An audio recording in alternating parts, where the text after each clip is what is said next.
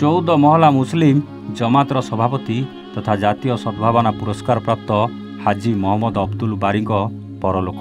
ଭଦ୍ରକ ଜିଲ୍ଲା ସନ୍ତିଆସ୍ଥିତ ବାସଭବନରେ ପରଲୋକ ହୋଇଛି। ସେ ଦୀର୍ଘ ଦିନ ହେବ ରୋଗଶଯ୍ୟାରେ ଥିଲେ। ଭଦ୍ରକ ଜିଲ୍ଲାର 14 ମହଲା ମୁସଲିମ ଜମାତର ସଭାପତି ଭାବେ ଦୀର୍ଘ ଦିନ ଦାୟିତ୍ୱ ସମ୍ଭାଳିଥିଲେ। ଉଭୟ ସମ୍ପ୍ରଦାୟ ମଧ୍ୟରେ ଶାନ୍ତି ଓ ସଦ୍ଭାବନା ପ୍ରତିଷ୍ଠା ପାଇଁ 2011 ମସିହାରେ ରାଷ୍ଟ୍ରପତି ପ୍ରଣବ ମୁଖାର୍ଜୀଙ୍କଠାରୁ ଜାତୀୟ ସଦ୍ଭାବନା ପୁରସ୍କାର ପାଇଥିଲେ।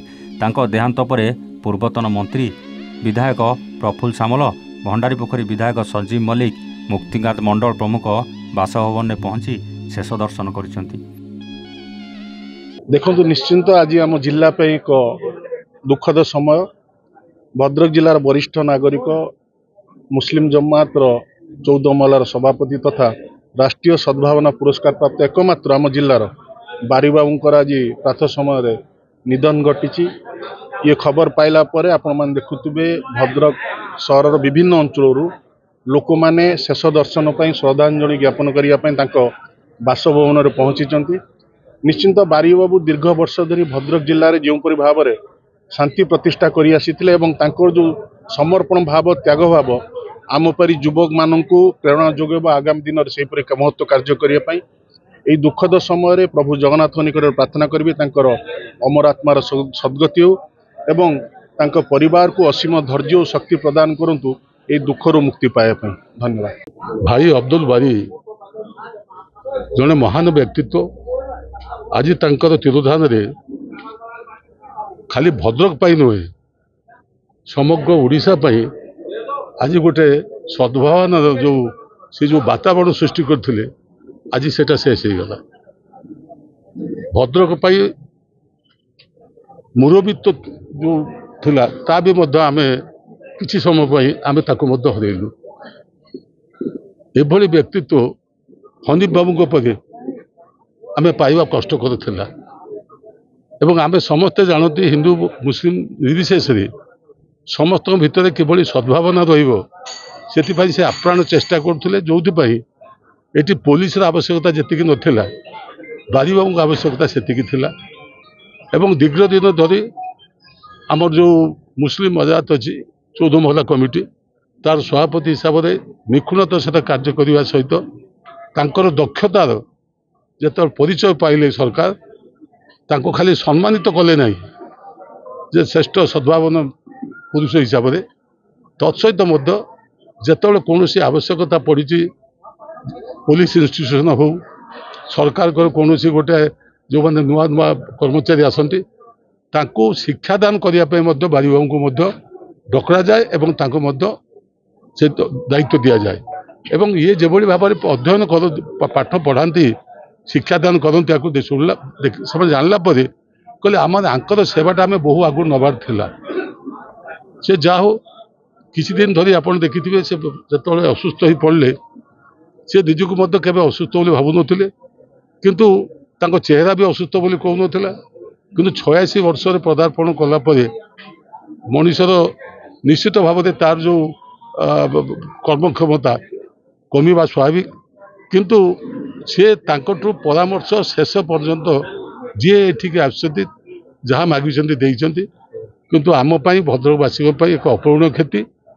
ତାଙ୍କ କ୍ଷତିକୁ ବହନ କରିବା ପାଇଁ ଏତେ ସହଜ ନୁହେଁ ଏବଂ ଏ ଯେଉଁ ଦାରୁଣ ଦୁଃଖ ଆମ ଅଞ୍ଚଳ ପାଇଁ ଦେଇଗଲେ ସେ ଦୁଃଖକୁ ସହ୍ୟ କରିବା ପାଇଁ ଭଦ୍ରକବାସୀ ଏବଂ ତାଙ୍କ ପରିବାର ଭଗବାନ ଆମକୁ ସେ ଶକ୍ତି ଦିଅନ୍ତୁ ଏବଂ ଆମେ ଆଶା କରିବା ବାରି ଭାଇ ତୁମେ ଯେଉଁଠିକି ଯାଅ, କାରଣ ତ ଜନ୍ମ ଥିଲେ ମୃତ୍ୟୁ ଥାଏ, ତୁମେ ଶାନ୍ତିରେ ରୁହ, ତୁମ ଆତ୍ମା ଶାନ୍ତିରେ ରୁହ। ଆଜି ସମଗ୍ର ଭଦ୍ରକ କ'ଣ ସାରା ଓଡ଼ିଶାରେ ଯେଉଁ ମୁସଲମାନ ଭାଇ ହୁଅନ୍ତୁ ବା ହିନ୍ଦୁ ଭାଇମାନେ ହୁଅନ୍ତୁ ସମସ୍ତ ପାଇଁ ଆଜି ଦୁଃଖର ଖବର। ଭଦ୍ରକରେ ଯେଉଁ ଭାଇଚାରା ଯଦି ସାରା ଓଡ଼ିଶାରେ ଯଦି ଦେଖାଯାଏ ସବୁଠୁ ହାଏଷ୍ଟ ମୁସଲିମ ପପୁଲେସନ୍ ହେଉଛି ଭଦ୍ରକରେ ଏବଂ ଏଠି ଯେଉଁ ଭାଇଚାରାର ଯିଏ ଏଠି ରଖିଥିଲେ, ସୃଷ୍ଟି କରିଥିଲେ, ଭାଇଚାରା ସହିତ ହିନ୍ଦୁ ମୁସଲିମ ବାନ୍ଧି ପାରିଥିଲେ, ସେ ଯେଉଁ ସେତୁ ଆଜି ଭୁଷୁଡ଼ି ପଡ଼ିଛି। ବାରିବାବୁ ସବୁବେଳେ ହିନ୍ଦୁ ମୁସଲମାନ ଭିତରେ ଏକ ବନ୍ଧ ଭାବରେ ରହି ଭାଇଚାରା ସୃଷ୍ଟି କରି ଶାନ୍ତି ଶୃଙ୍ଖଳା ରକ୍ଷା କରି ଚାଲିଥିଲେ।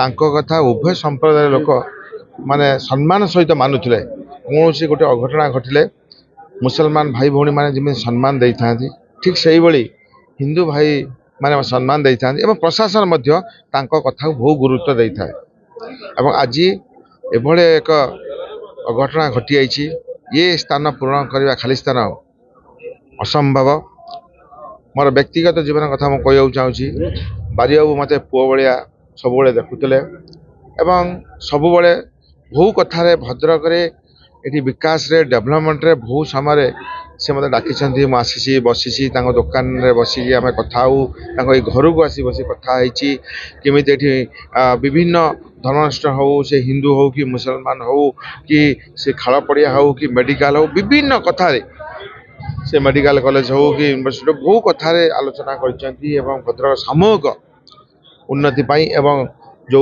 बणिक संघरे बणिक भाई मानकर व्यवसायी भाई मानकर किमिति से उन्नति सब से चिंता कर तो आज एभली एक व्यक्तित्व हरई जी जड़े सबु क्षेत्र में सबु लोक पाखे छिड़ा ही पारुले एवं आगामी दिन में निश्चित आम समस्ते जो तांकर चिंताधारा को कार्यधारा को समस्ते मन रखे छोट टू नहीं बड़ पर्यटन समस्ते ये शांति पीस दिल्ली रू एवार्ड मिली जहाँ आम ये माटी गर्व गौरव कथा निश्चित आगामी दिन में आम भगवान ठारे प्रार्थना कर आल्लाह प्रार्थना करुँच मुझे जड़े किए बाहर निहाती आवश्यकता अच्छी यही माटी एवं शेष में मु भगवान प्रार्थना कर आल्लाह प्रार्थना कर आत्मार सद्गति हो। भद्रकरू सुब्रकांत राउतराय रिपोर्ट ए1 ओडिशा।